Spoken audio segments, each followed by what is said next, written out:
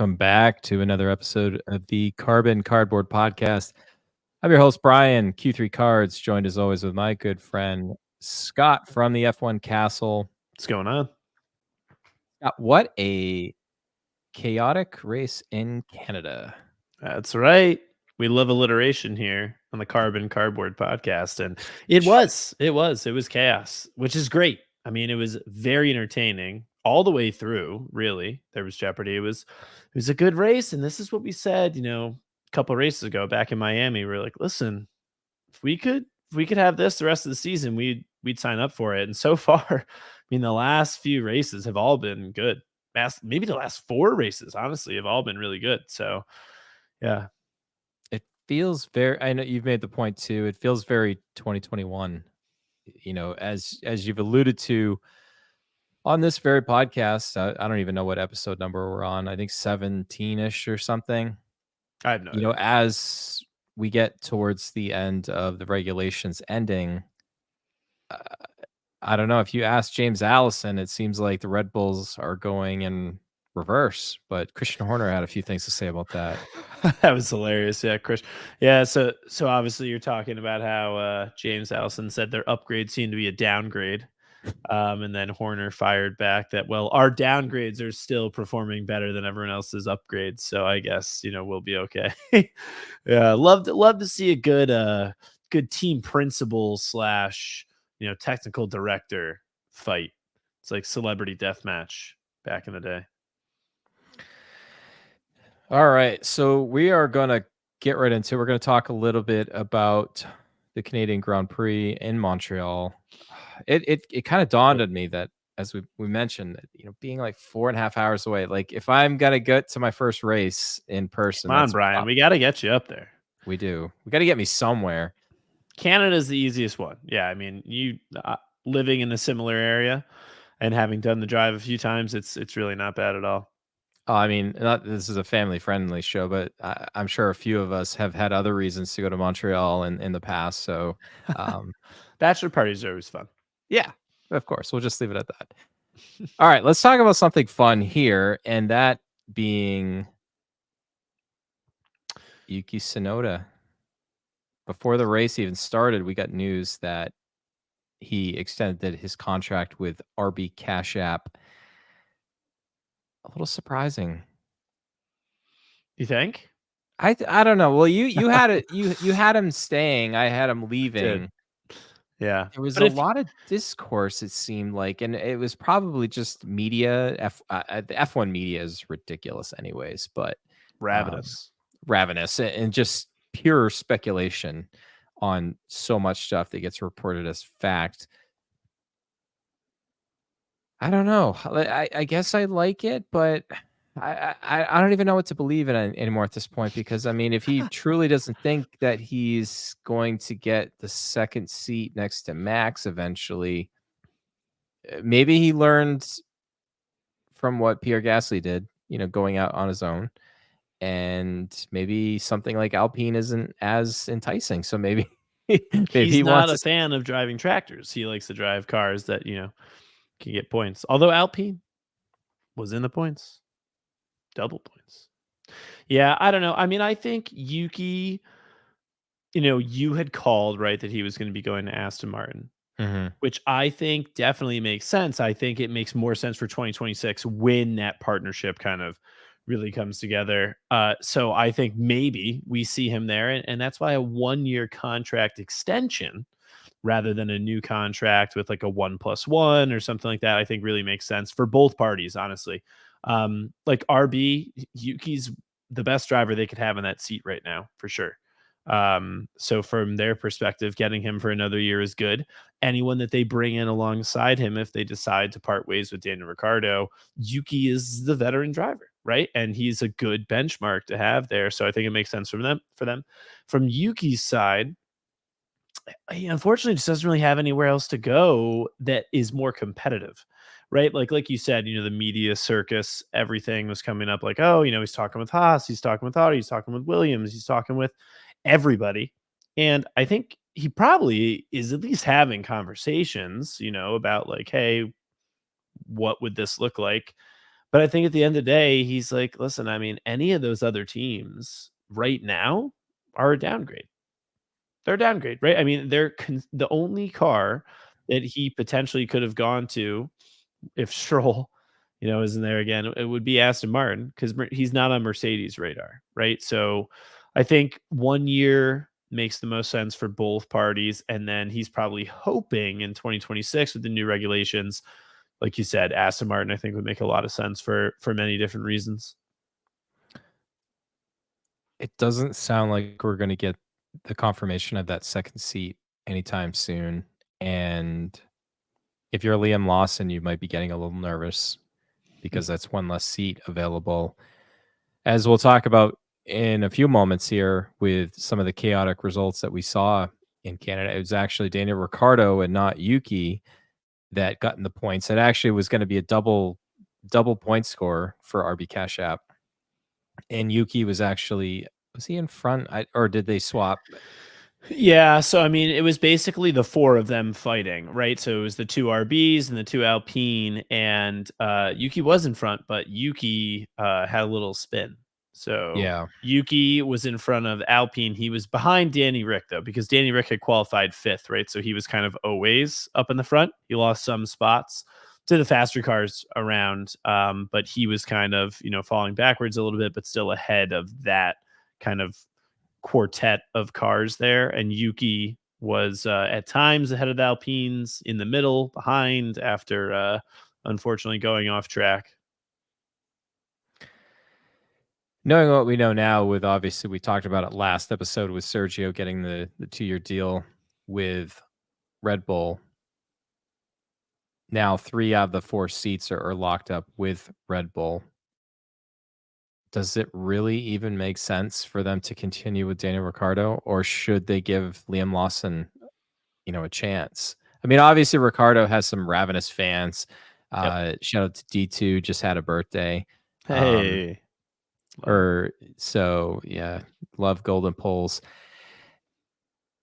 Yeah, I don't know. Like I know you had predicted Tsunoda and Lawson as your picks. Yep. Um, I, it I was gonna say I like Lawson, right? And I'm hoping that the kind of handshake arrangement him and Horner had made, in that, hey, you did a great job for us filling in for DeVries.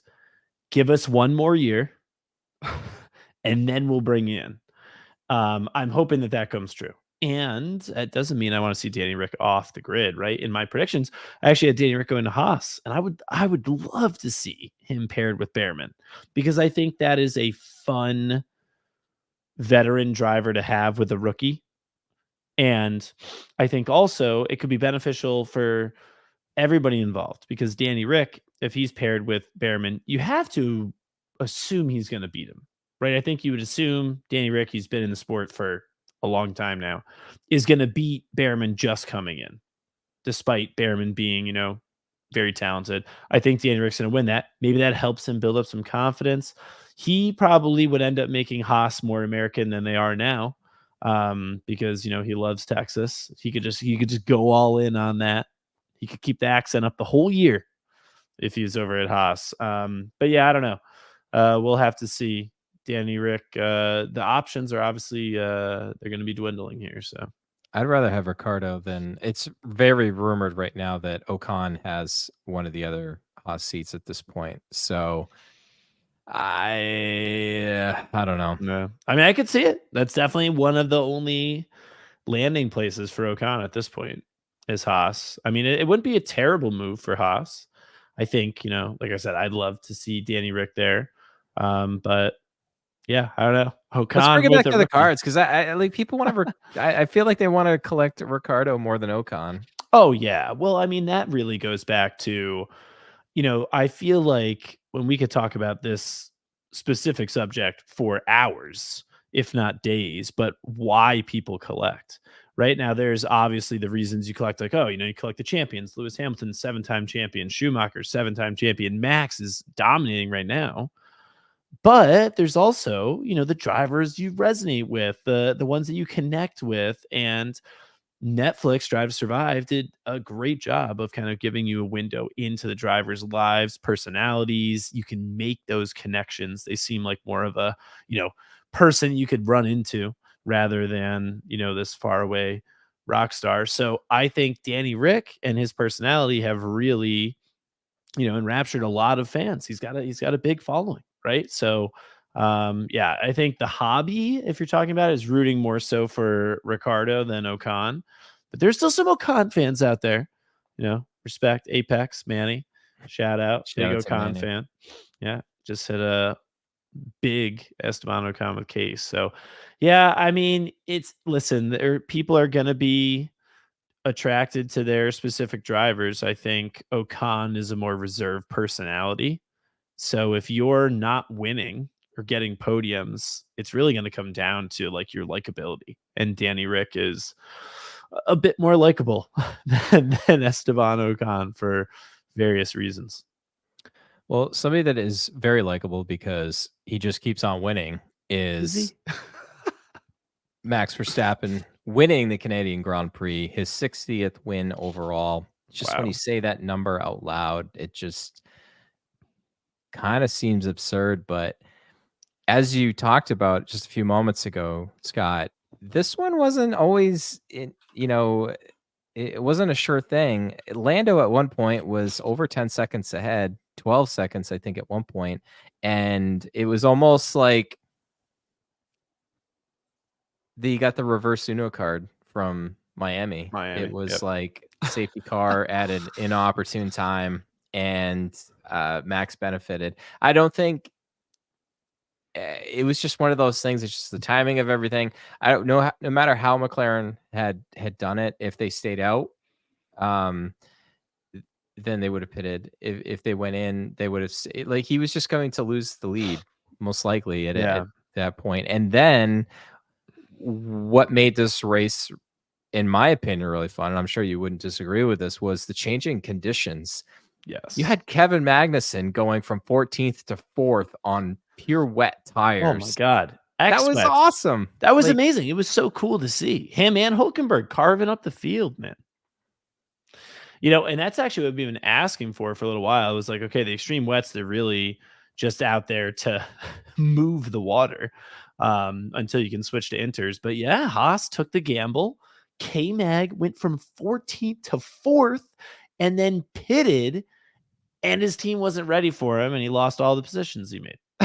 So it was classic Haas. Oh, we made a good call. All right, let's lose it all. Yeah, but I mean, going back to the safety car, I think it was the worst timing for Lando, right? If the safety car had been called maybe 5 seconds earlier, he can just go into the pits, get it, and then go out, because you can't just say, "Oh, just go take the pit stop." Preempt it. I heard some people online saying like, "Oh, preempt it, like maybe it's going to be a safety car, just take the gamble, like go in." But if they go in and they don't call a safety car for another 10 seconds and they come out of the pits, they just took a pit stop with the field going at full racing distance or racing speed, and then they call a safety car and everyone else gets to come in. I mean, then he probably loses track position to multiple people. So yeah, it was a lose-lose situation. I think the way they could have still won the race is if more rain came at the end mhm. and everyone was forced to kind of pit for inters, because if you looked at the timing charts, the Red Bull was the best car on the medium tires, and dude, the McLaren was amazing on the inters. Like, they were so far ahead of everybody else. So they really set that car up. It looks like, at least, to be an inter racing car, and it did really well. I mean, he was blazing fast during those stints, and it was really fun to see little battle between three different teams, three different drivers, up at the front for quite some time there. Obviously, it was a day to forget for the Ferraris, the Scuderia. Back to a tale of two cities, to go from Leclerc being the king of Monaco, taking the dive into the harbor, and Both it cars was on the back. podium too. Both cars on the podium, and it's back to the clown show meme of the engineers on the race wall, and, yeah, I think he had an engine issue, power unit was losing, you know, time on the straights. They were Yep. trying to, like, actively reboot it, tried to go on slicks before they should have.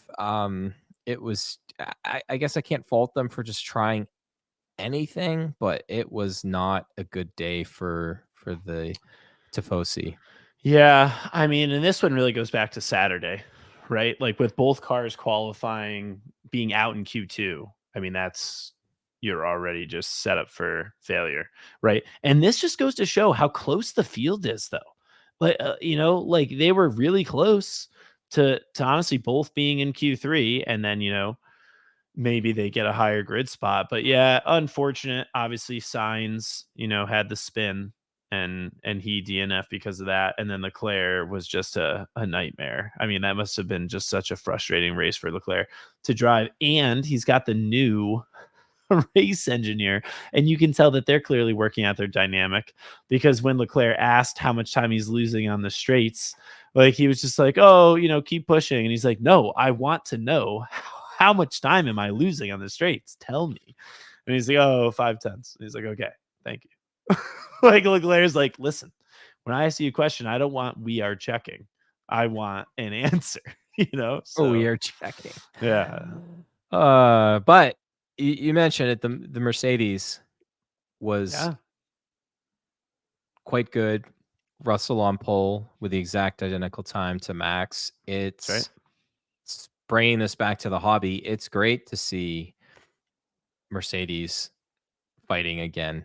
It Yep. still seems like, again, I'll just put my tinfoil hat on for a moment. It still feels like they're prioritizing George over Lewis. I mean, Lewis is leaving. Can you really blame them? But it is good for the hobby. I know there's a lot of George Russell collectors out there. Again, shout out to to Apex and Manny there and Oh, Cathal. So there it's great to see, and another competitive car is always a good thing, and it just it helps your collection, it helps the collectability, and it will always come back to cards eventually here while we talk about our race debriefs. yeah. No, I mean, it's great. It's great to see Mercedes, up front. Like I had called actually Lewis Hamilton for a podium on this race, and George ended up getting it done. But seeing Mercedes, who not too long ago we were talking about how wow they are way down there, in terms of pace. Like the RB is fighting with them, right, in some races. So, it seems like clearly their upgrades have taken them a significant step towards the front. Now, I still think that, and we'll see it bore out in Spain, right? Because the next race that we have in Barcelona is more of a standard track. I expect to see Red Bull in first, especially in the hands of Verstappen, and Ferrari and McLaren to be like a solid 2-3. I think Mercedes will be in a little bit of no man's land in fourth when we head to Spain, but it's a significant step. They're clearly like, right in that spot, I'd say, being like the fourth best team overall at this point. But in Canada, I mean, they were easily in the top three, right? Ferrari was nowhere, and they were up there with McLaren and Red Bull. The race goes differently. If a few different things happen, Mercedes could have won the race. Could have had two people on the podium. Actually, there was a time when it looked like it might be Max, Russell, Hamilton, before Norris started to pick it back up again. But yeah, no, it was great to see. Obviously, Russell and Hamilton, two massive drivers in the hobby. Hamilton still commands, despite Mercedes' struggles, still commands, the highest dollar values, tied with maybe Max. But obviously 7-time world champion. So seeing him just outside a podium, had a sniff of a podium finally. Is good for the hobby, and Russell on there as well. It's nice to see different drivers from different teams. So yeah, Canada had it all. Canada had it all. We've got the driver standings on screen here, and obviously Leclerc fell behind by, with his DNF. Lando's on a charge. Yeah. I mean, those top 4 teams are making up the top 8 spots. No surprise there. It's to borrow a term that you use often in the F1 castle, it's getting spicy. Yeah, there's a lot of like different battles going on that are kind of, solidifying themselves, which is nice to see. I think, if you're looking at, the team standings, obviously Red Bull with Ferrari having the double no points finish, they've taken a significant step, but it's still not far enough away that's out of reach from Ferrari and maybe even McLaren. McLaren up there. Mercedes, again, they're kind of sitting in no man's land in fourth. And Aston Martin also in a little bit of no man's land between Mercedes and RB, depending on how the rest of the season goes. If RB, leapfrogs them, and then RB also sitting there at 28 points in sixth, like, too far from the Aston Martin team ahead, but a significant gap to Haas, Alpine, Williams, and Sauber, kind of those 4 teams down at the bottom where they don't have a lot of points. But again, the way the point system is structured, they're all fighting for 1 or 2 points. So you're not going to see significant swings week to week. But if you get some weird race and, they get a 5th place or a 6th place, like that is just a massive points haul for a team like Haas, Alpine, Williams, or Sauber. So still everything to play for in the team standings. And then driver standings, we've got Leclerc and Norris right next to each other, and Sainz and Perez, some battles at the top of the charts. So that's fun to see. Yuki there at top 10. Yeah, I mean, that's him and Stroll, right? Like Yuki and Stroll are battling for that like 10th place right now, it seems. So yeah, Yuki's sneaking in. Very cool. All right, so I'm gonna attempt to shift gears here. So let's bring this home within 30 minutes here. We'll go through some of your recent polls in the F1 Castle, talk about some of these cards, or as I like to say, CADs. Yeah, With some good CADs. some good CADs. All right, let me get this up on screen here. I'll go through a couple Sapphire hits first. Yeah, so this is from last weekend, and a lot of people actually were participated. We had a great showing. I mean, we had over like 100 people in the live at some point. So we ran 1 case of 2023 Sapphire, 1 case of 2020 Chrome, and then had a ton of auctions, tons of giveaways, literally 20 giveaways, over $500 worth of giveaways. A lot of fun. And from the Sapphire 2023 case, we had an orange portrait match for Verstappen, which is great. Orange Army, Dutch color match. So that was a really big one. Love to see the orange max. Then we had a purple Nigel Mansell out of 10 on the Legends card. This card loves me, man. I mean, I pulled the Superfractor of this in Chrome the first day, actually, that Chrome was up, and now Sapphire. Nice Nigel Mansell, 2-time world champion, 1 in F1, 1 in IndyCar out of 10. And then the best card that we pulled out of 2023 Sapphire is the next one here. And that would be, I think it's a red Max Verstappen. I think we had a red Max. Let's see. We're gonna have to talk to our producers. I don't know if we have the photo of that one. Maybe Yeah, we not. definitely don't. But we definitely had a here it solid is. case. Yeah. It's coming soon. Coming soon on the hit. Yeah, there you go. But yeah, so some solid hits in 2023 Sapphire, but then the big events, right, of the night, 2020 Chrome. So 2020 Chrome sealed case. I mean, it's such I just get goosebumps when I rip this product. It's so much fun. And this is why, because you can have cases that are amazing. And we had a great case. We had an orange George Russell World on Wheels here, which is a really cool insert. You get to see a couple inserts come out of case. So orange out of 25, George Russell World on Wheels. And then up next, we had a gold wave Mercedes logo. Always love the logos. Gold wave looks beautiful. Little Superfractor's little brother. And then we had an orange wave Lando Norris, Formula One freshest rookie card. Love the pose. Kind of got the little, hands praying for his first win. He finally got. But beautiful color match there on the Lando. A red out of 5. Lewis Hamilton, winner in China, was one of 2 reds that we had in the case, because what was definitely the biggest card of the night and of the case was a red out of 5 Kimi Räikkönen auto. Absolutely massive card hit for Scott Racing and Kronos. God, the red 2020 autos are just unbelievable, man. I mean, it is in hand. These are unparalleled outside of the super factors, of course. But yeah, they are just beautiful cards, especially on 2020. Such a clean design. Awesome card. Huge card to hit. And I saw, an orange copy that's privately sold for like $4,500. So, I mean, you can only imagine what a red is worth, north of 20, which is pretty legendary. And the last Ferrari champion. That's right, 2007.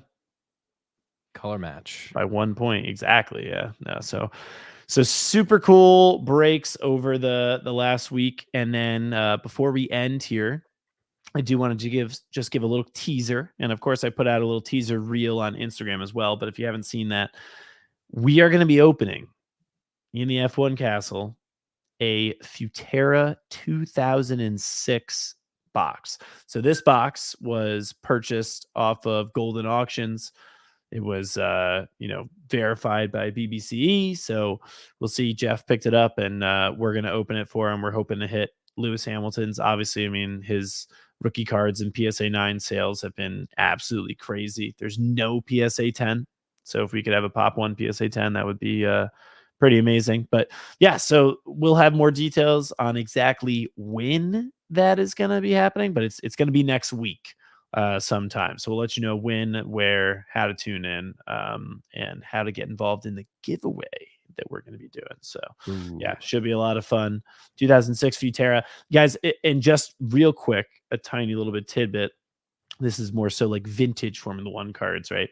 So Futera made a set in 2005 that has, Schumacher, Senna, a ton of legends, a lot of similar guys that they have in 2006. But in 2005, they made 7,140 boxes, right? So a significant amount of boxes. 2005, they made 480. It's a little bit That less. is a significant decrease in production. So, I mean, that is why these boxes sell for 90,000, while 2005 Futera boxes sell for like 3 or 4 grand. So, I mean, there's a huge gap between them. And of course, the 2006, the reason they're so coveted now is because of those Lewis Hamilton next cards, kind of like the future stars that we see in Topps Chrome today. That would be kind of similar to what you would call the next card in Futera 2006. So what you're trying to tell people is don't throw away all those F2 Future Star cards. They could eventually turn into something if somebody never gets know. next to Lewis Hamilton. All they got to do is win 7 world championships. Wouldn't that be something? I don't know if we're ever going to see that again. It's, I guess, never say never, but you might be seeing it right now. I think Max's biggest thing is just motivation to keep going. Like he loves these like endurance races. Shout out to Le Mans 24 hour coming up this weekend. That's right, Le Mans. Oh my gosh, yeah, it is. That'll be pretty cool. I know the Ferraris are looking to repeat. Shout out to Antonio Giovinazzi. Giovinazzi will be friend of the show. Friend of the show. Everyone's a friend of the show. So, and special shout out to friends of the show have been leaving some reviews on Apple Podcasts, ratings, and written reviews. Love it. Greatly appreciate it. Appreciate everybody liking and subscribing and commenting. As I say that, I need to hop on after and respond to some of these recent comments, but we love it. Hearing a lot of good things of people really loving the show. And that's why we do this. I mean, we're not getting any big bucks to do this. We just do it because we love it. We love talking about Formula One and the Formula One card hobby. So, right, Scott, I will throw it over to you to hopefully get us under 30 minutes here. Well, I think it's going to have to be a qualifying lap time to get us in, but I think we'll do it. But everybody, appreciate the support and collect your cardboard. Keep it carbon.